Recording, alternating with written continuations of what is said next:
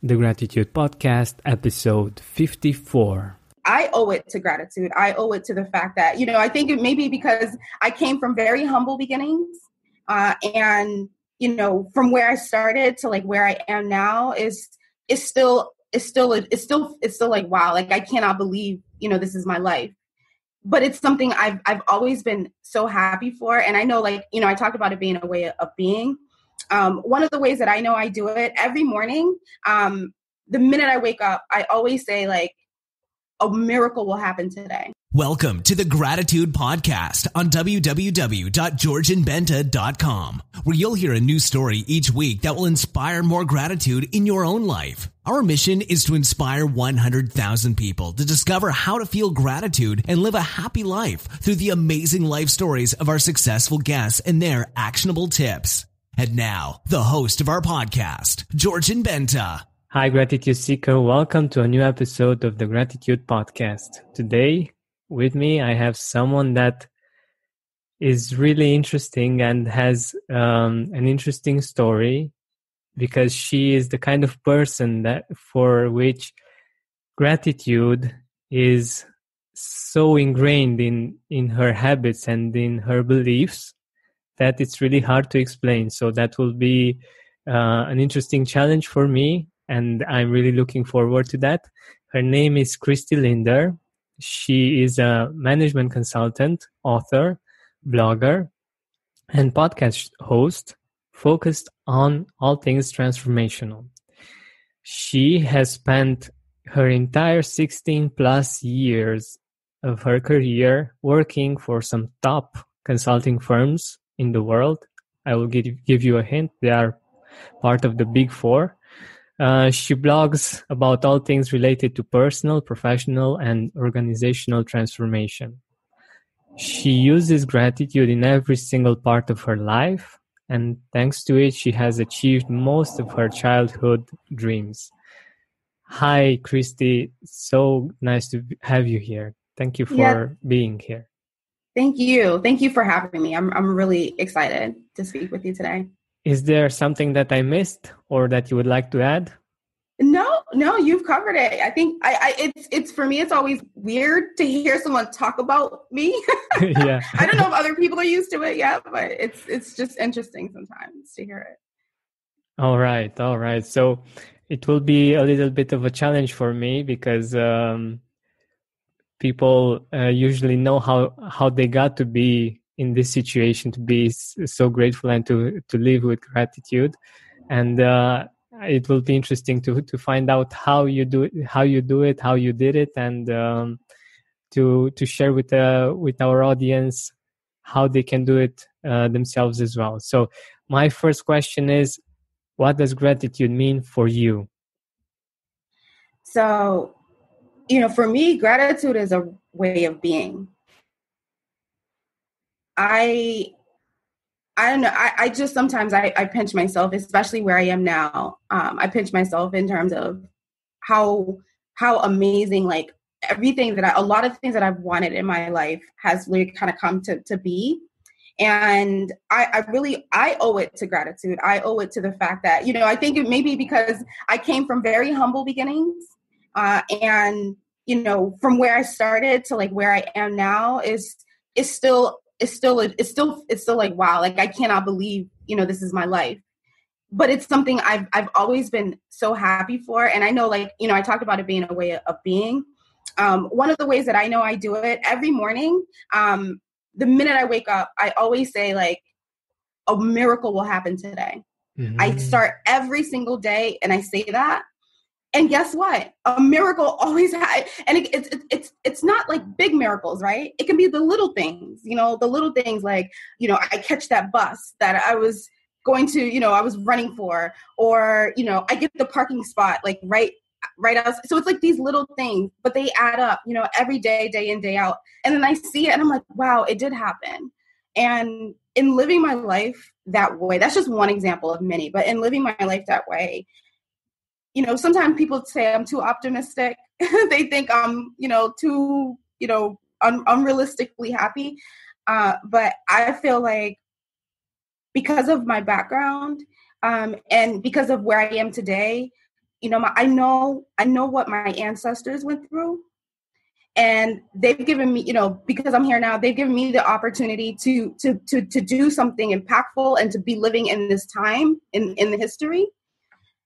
I have a responsibility to my family and to myself to make the best of my life.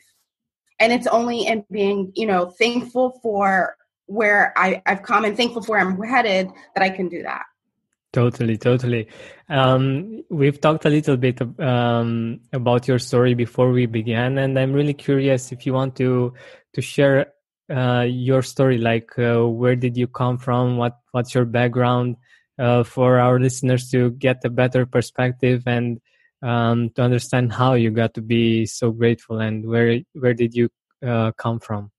Sure. So I am based in the U.S. And I mentioned to you before that my parents are immigrants. So I am first generation American. So I was born in the U.S. I live in Boston, Massachusetts. And growing up, I'm the oldest of 8. So my mom remarried. Yeah, my mom had remarried, and so there's like 8 of us. So I'm the oldest. There's 6 other boys and a girl, and then me. My sister's my sister's the baby. So kind of growing up in that environment, being kind of from that, kind of that background, there's a lot of things that people don't understand the dynamics of first generation immigrant children, because we live in 2 worlds. I grew up speaking Creole and speaking French and and I spoke English, also as well. So it was like, in our house, like my mom would say, our house, this is not the U.S. in the house, outside is the U.S., but inside. So she really made sure she raised us with a certain type of ethics and values that were core to her culture. And so for me, kind of seeing that and then going to school and seeing things in America, it was always fascinating to see the 2 sides. So fast forward, one thing I think that my mom really did was very helpful for me. Even if we didn't have a lot of money, she always put me in different programs, like prep programs, development programs. So that, and she was like that too. She was always reading. She was reading constantly. Like every time if I remember her, she was always writing and reading, and she was just very, and even if she didn't have that back, she really made what she can with her life. And so I picked up the same type of habits, and I knew I wanted to, by the time I was in college, I knew I wanted to go into consulting. I saw it at an internship, and I was so excited to be able to get into that space. But when I finally started to get into consulting, what I learned really quickly is that a lot of the people that I work with, they came from a very different background. They went to, Ivy League schools. They came from very, sometimes prominent, wealthy families, very connected. And there was just a gap, there was what I knew. And then there was, what they had and everything. And, for me, I felt like, wow, I was always looking for people to help me. Like I said, well, someone to kind of help me. And I just never really found that in the beginning of my career. And then I decided to, I said, I'm thankful I've made it this far. I have to also continue to push. And so that's what led me on a journey to, seeking mentorship, changing, the course of my career journey, and being able to pivot to now where I am today. So I know that's a long-winded story, but. Yeah, no problem. I think it's important. And I'm seeing something that's so it's your story, and I was also thinking about, I don't know if you know about Gary Vaynerchuk. Yes, he's my favorite. I love him. Yeah, so he is also a 4th generation American, if I remember correctly. Actually, he wasn't born in the US, but he always says that he is so grateful all of the time. And what was very interesting for me to hear him say was the fact that he says that he is so productive because he is grateful. And I think that's something that he is so and he appreciates the gifts that he's been given, the fact that he's in the States and that he has had all the opportunities that he has had, that he's just grateful all the time, and he's very happy to be able to do all of the things that he is doing. And I find it interesting that it's similar to your story. Like you're a first generation American, and you appreciate it much more, most probably, than other people might that are, I don't know, third or fourth generation Americans, because they might have gotten used to the American way of life and everything. Right. Yeah, no, it's when you see both sides, when you grew up a certain way and then you gain experiences. So like with my job, I purposefully wanted to go into consulting because I wanted to work with a lot of really smart people, but I also wanted to travel the world because I didn't travel when I was a kid. I didn't travel a lot. So I wanted a job that will take me places and do things. And that's exactly what I did. When you start to open your eyes and see all these things, it's pretty remarkable. And if you wake up with a different purpose in the morning.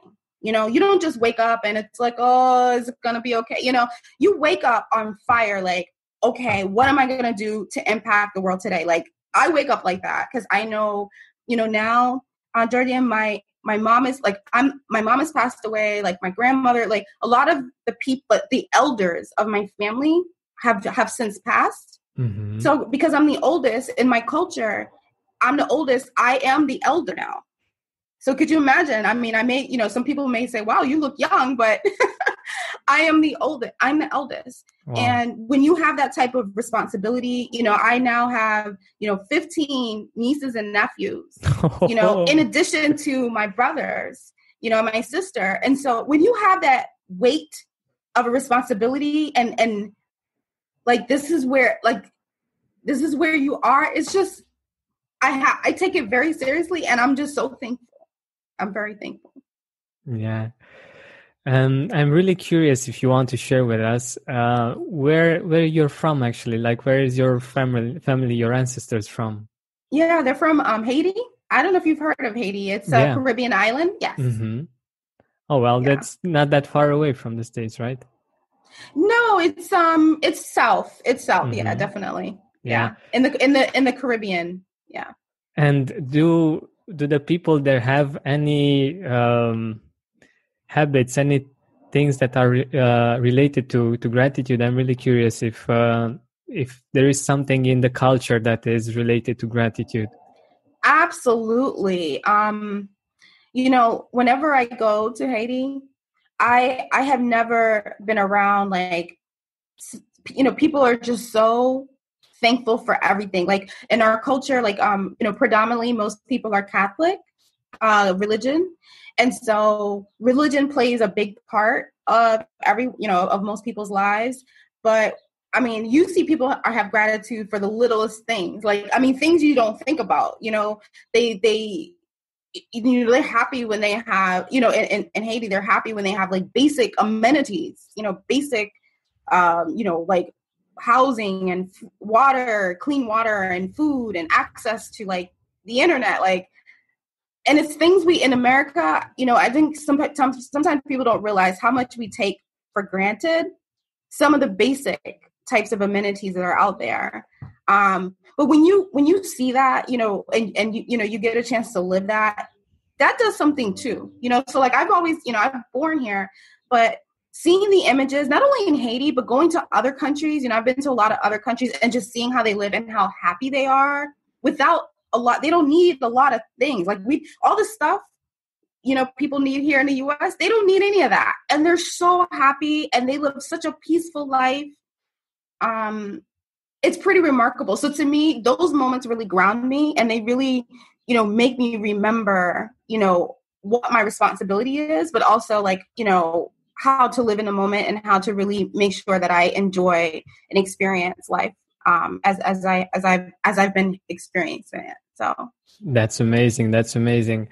I also have a personal curiosity. I've been to to summer training with the Big Four, and I've talked with the trainers, and I asked them how is life as a consultant, and from what I heard from them, I told them to be really honest, and they said that it's pretty busy. Like they do get to travel, which is really great, but it's also really tiring sometimes, and it's really, you're on the road all the time and you work a lot.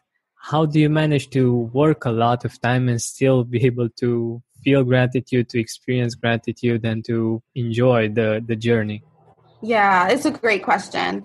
I know for me, I think it goes back to me doing the type of work that I love to do. So I knew, like I said, I always wanted to go in consulting, but for me, I was very specific about wanting to make an impact.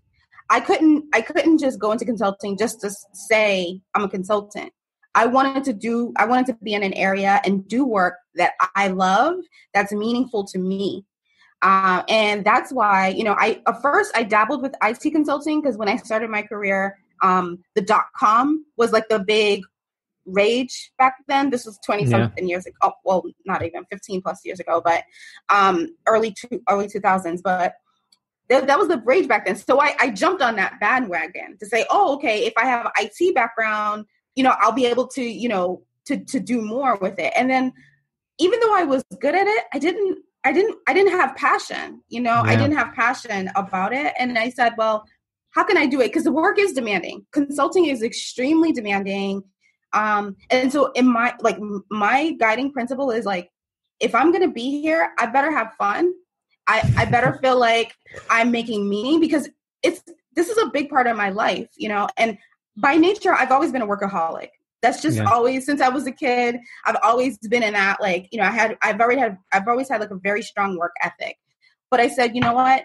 It has to be productive. I'm not just going to work just to work or just to make, like, it has to be. So that's why I do work in the strategy side, people related. So all the programs that I do is related to helping people's careers. It's related to helping organizations create a culture of diversity and inclusiveness. It's related to helping leaders become better, in exec. So all the things I do, I feel like every day I walk away and I do make an impact. I mean, make an impact on a team. I make an impact on an individual, or a business unit for a client. And that, for me, even if it's a lot of work, it's gratifying. It's very gratifying. And I'm, like I said, it's not just the work, hard work. It's meaningful work. So to me, if it's not meaningful, it's not fun, I don't think I would be doing it. I'm kind of in that stage in my life that I'm not doing it for superficial reasons. I'm doing it because I really love what I do. Totally. I love it. I have the same principles, and I also have another principle that I'm fortunate enough to be able to afford, let's say, that I choose the people that I'm working with, and I work with people that I feel that have the same value as I have, and that I appreciate for their work, and this makes for a much more beautiful life and a much more beautiful work experience. But I'm really curious also, are you in your work, like with teams, with culture, are you integrating gratitude in that in any way? Yes. Another great question. So I actually do with my team. So we always start off, like, even with my meetings, to start off with an affirmation, or start off in terms of like, well, someone share like something that they've done, that they were happy that they're doing, or something that, with the weekend coming up, what are you thankful that you're going to do this weekend? So I try to weave that in, very subtle. I don't make a big deal out of it per se. But that's kind of ways I do it. Like I said, I'm a big affirmations person. So anyone who knows me, I always have a quote. And I get this from my mother. My mother, she always had a quote for everything, and I'm the same way. And so a lot of my quotes, are about motivation and inspiration and really, bringing kind of that element to it. So absolutely. Like I said, gratitude is such a way of being. I don't even think about it. Like, I don't think about it as like, I'm doing gratitude. Like, it's just part of my life. And it's always been part of my life. So that's amazing. That's amazing. So you mentioned that you're a big quote person. What is your favorite quote on gratitude? So I'm trying to think, what's my favorite quote on gratitude? There are too many, right? there are so many. I'm trying to think. I'm trying to think of like, what's my latest one?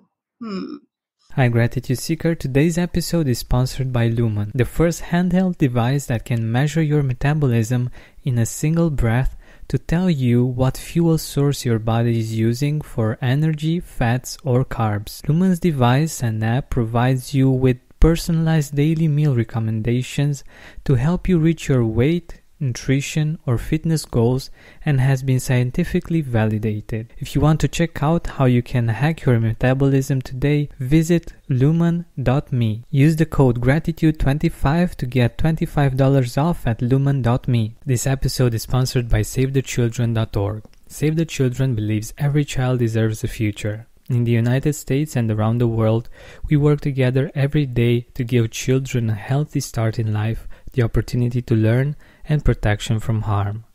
We deliver lasting results for millions of children, including those hardest to reach. We do whatever it takes for children, every day and in times of crisis, transforming their lives and the future we share. Right now, the coronavirus is the biggest global health crisis of our lifetime, and it threatens children in every way.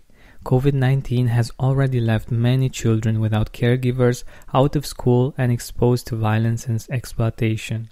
Children's poverty is rising. With your support, we can help children in unsafe households and help support distance learning in the face of school closures. Here are some ways your support can make a difference. Choose 1 or 2 examples of how far a donation from $5 to $50 can help vulnerable children. Baby's First Book. $5 can buy a baby's first book, providing comfort and inspiring lifelong love of learning. Healthy Meals. $5 can provide a nutritious breakfast and lunch for a child who usually relies on school for food. Learning Supplies. $50 can deliver essentials that keep kids learning while out of school, like books, activities, and supplies. 20 Healthy Meals. $50 can serve 10 hungry out-of-school children a nutritious breakfast and lunch. These are just a few examples. You can go to savethechildren.org/savekids, savethechildren.org/savekids to find out more. I can't think. I'm like drawing a blank right now on like what is a current quote. I'll have to come back to you on that one. I'll have to think about it. Because I'm running through my quotes in my head and I'm like, I can't think of one specific at this second. But yeah, no problem. I'm sure that one will come. Yes. But I'm sure that like any of us, you have your bad days as well. And you have times when it's hard to be grateful, when things don't seem to be going on the right track. What do you do to get back on track, to get back on being grateful? So, because I always have a lot of projects cooking. So in addition to me, I have a demanding job, but I always have like different projects that I'm like doing. And so one of the ways that I channel disappointment or I channel anger or frustration, I pick up whatever project I'm doing and I put that energy, instead of like being mad or being upset or disappointed, I put all of that energy into something that I'm working on. And so redirecting my energy into a productive piece has been really life-changing. I started to do that. I actually picked that up from, if you know Gary Vee, you know Tony Robbins, right? Yeah. Okay, so I'm a student of both these men because, again, Tony is, he's another person that like lives with gratitude, and he is part of his philosophy of life. And so I remember I went to one of his events and he mentioned, sometimes you just have to take the energy and remember you have the power in a split second to change it. You have the power to change your state, change your state of mind, state of being. And I remember when I learned that technique has worked miracles, because now that doesn't mean I don't get upset. I still get upset. Things happen because I'm human. Things will happen, and sometimes you're just not happy with what's going on. But I've said, you know what? If I'm upset for more than like 30 minutes, more than an hour, I say, okay, I got to change my state. What do I need to do? And I figure out, like, in an instant, I'm going to do this. So that may be, me working on a project. That may be, me like going for a walk or whatever it is to change. So I don't stay in that space, because I think staying in that space can be a little dangerous, because what happens is that when people are upset, what happens? They get more upset, and then they get more upset, and then it just keeps snowballing. Right. And so I think it's important to like recognize when it's happening, but have mechanisms, have ways, for me, like, with Tony, he taught me, how to trigger to change my state in an instant, because we have that power. No matter what someone may have done to us or whatever, we have the power to change, like where we are. We have the power to change. We may not, people can do and say whatever, but we have the power of ourselves. So might as well take advantage of that. And that's been very helpful. That's been a game changer, like I said, for me. I totally agree. I know that he said something about posture, physiology. I think there are three things that we can do to change our state immediately. Mm-hmm. If we have our shoulders down, and we might look down, our head is looking down. All we need to do in this moment, and while you're listening, if you feel that your shoulders are down or something like this, just take them back, raise your head up, or actually look at the sky, or do something like this. And the funny thing is that it actually works, and it actually changes your state. Because if I tell you to imagine a person that's sad, you will most probably think of someone that has the shoulders down, and that is looking down as well.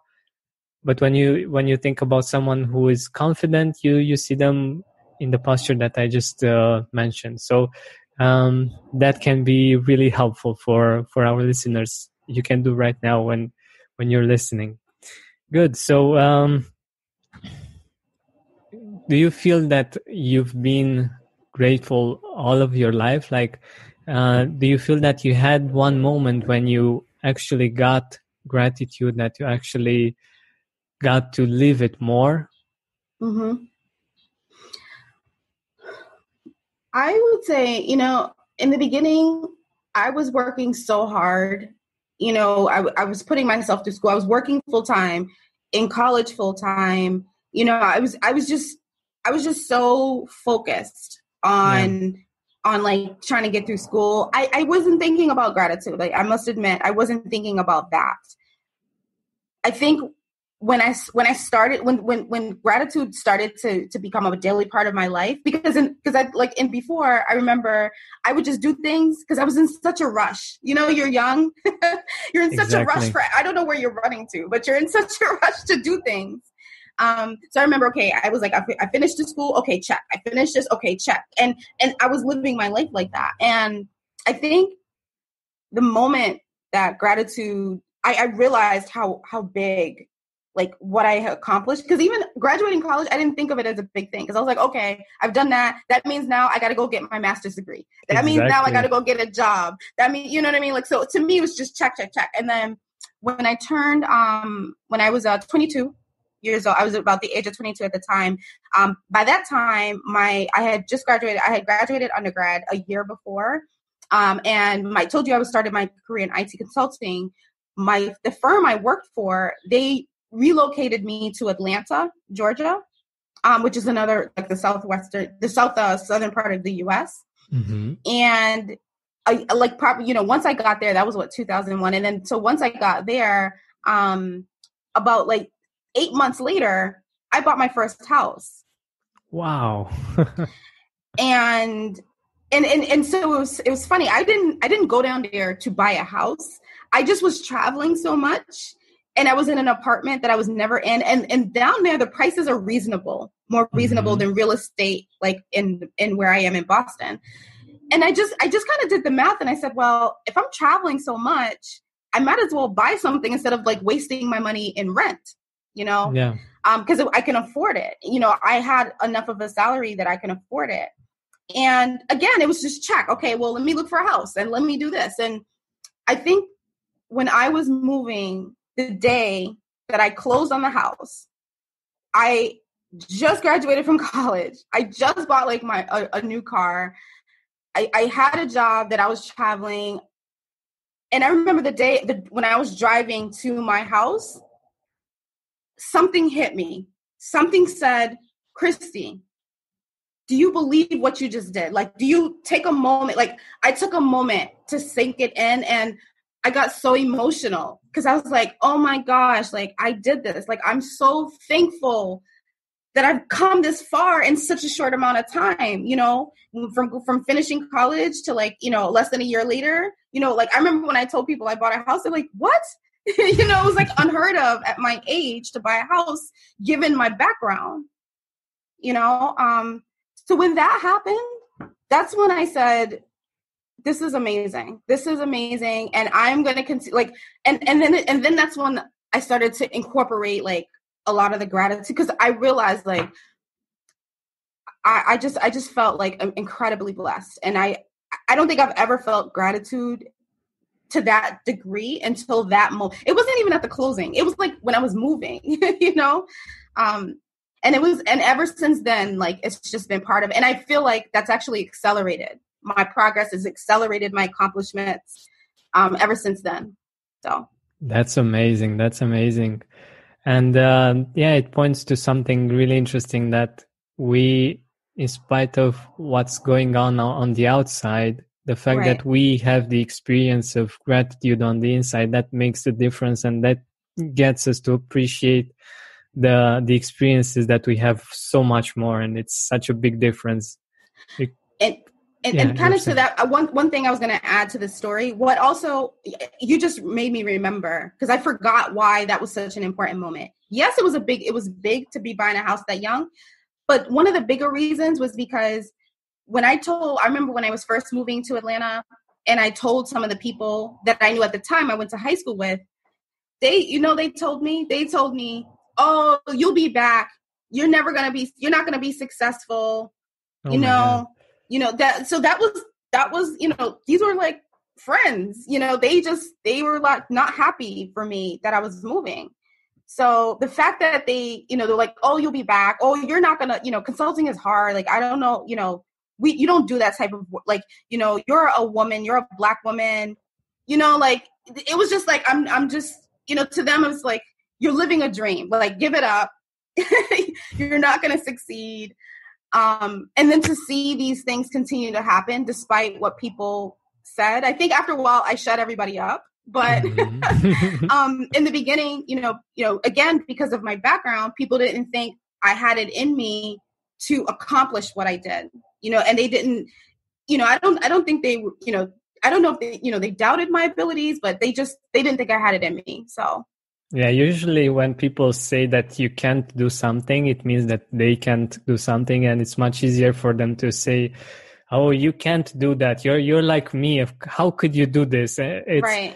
There is this story that a business coach here from Romania said he had a talk with his father, and he told his father then that within a year or so he will earn in a day how much he's earning in a month or something like this. And his father said something like, really, boy, I made you, how can you do that? Right. And people wanting to be helpful or wanting to for us not to be hurt, or for them to not to be hurt, fortunately. And they tell us things like these, and it's actually their limitations.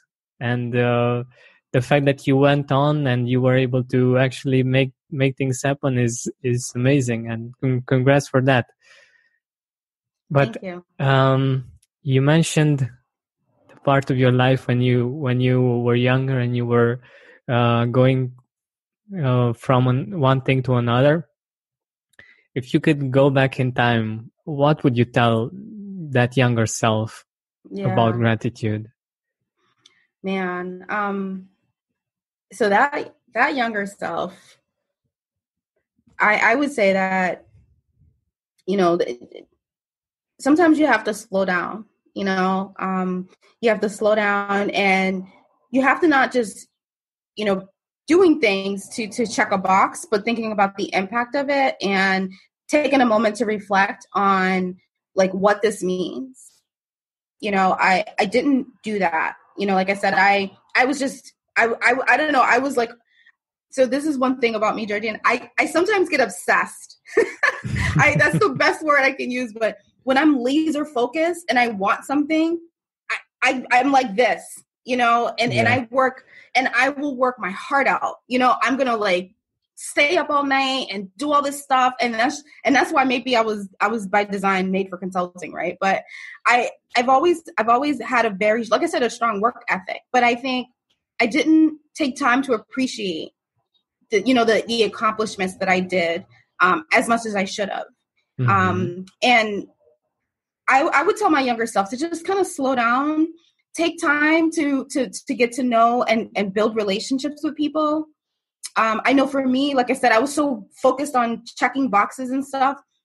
There were people that were probably in hindsight trying to help me or trying to be my mentor, you know, and especially in college, that I may have not seen because I was just so focused on my goals, you know, and maybe they could have helped me, you know, when I told you I got to work and I didn't have mentors, maybe they could have helped me find them, you know, if I had built relationships with them, you know, they could have said, hey, okay, I know somebody in this space. And, you know, and so in hindsight, I feel like I would have told myself to really kind of slow down and get to know people and take time and just have fun. I was very serious. So Yeah. very serious, very focused, you know, very like this. Mm-hmm. I think you can do that, but you can incorporate everything else as well, you Yeah, know, to that's make more beautiful. balance. Yeah. Yeah, I've been there and I can totally relate. But right now, or until you got to be this grateful, did you do some kind of practice consistently to help you to stay in this state of gratitude? I mean, like I said, I wake up and I have my, you know, my quote, like a miracle will happen today. I think it's just honestly on the plane, I reflect. So I travel a lot because of the type of work that I do. So I always take a moment to just pause. I think just pausing and really thinking about what's happened, what hasn't happened, where are you, getting like a pulse check of where you are, even that is important because Mm-hmm. sometimes you think about things differently. I know I started to do that. Like when I go to the gym, I would think about stuff and, you know, I feel like being thankful, it goes back to that Tony Robbins thing. When you're thankful, you're in a different state of mind at times. And when you focus on how thankful you are, things, I think sometimes answers to problems show up. Yeah. I think you kind of open up a world of different thought and different possibility in just being Mm-hmm. thankful. Now, I guess because I'm so used to that kind of the gratitude piece, I can get into the space of like meditation and gratitude really quick. So I have Yeah. like, there's this song that I have like that's on YouTube that I downloaded that I use. It's like a meditation, like a om song. Mm-hmm. So whenever I need to get into that space, like I purposefully need to get there, even if it's for 2 minutes, it's for 1 minute. That helps me. That helps me recenter a lot. So besides that, like I said, saying the miracle will happen. I'm really big about visualization as Yeah. well. And so I have vision boards all over the place. I always have vision boards. And it's nice to see when vision boards pictures come true because they have. And I didn't even know that's what they were called before. I used to do that as a kid.